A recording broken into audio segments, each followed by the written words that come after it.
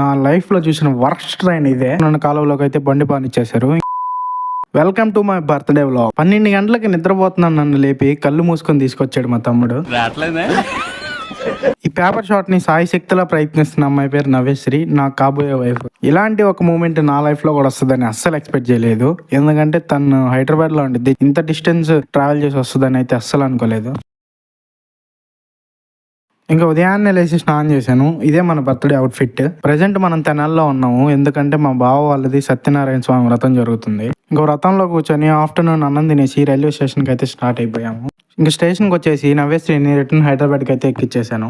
Evening నేను కూడా కావాలికి return start అయిపోయాను. ఇదే మన ట్రైన్ ధన్బాద్ ఎక్స్ప్రెస్.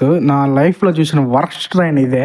ఎందుకంటే రిజర్వేషన్స్ కోచ్లో కూడా ఫుల్ గా ఉన్నారు జనాలు, హిందీ వాళ్ళు. అసలు మన సీట్ కూడా మనకి ఇవ్వట్లేదు. టీసీ వచ్చినా కూడా ఏమనట్లేదు. విమ్మల్లు, సిగరెట్లు అన్నీ అక్కడే ఉన్నాయి. ఎలాగోలా కష్టపడి కావాలకైతే వచ్చేసాను. ఇంక బండి తీసి ఫ్రెండ్స్ పార్టీ అంటుంటే డాబాకి స్టార్ట్ అయ్యాము.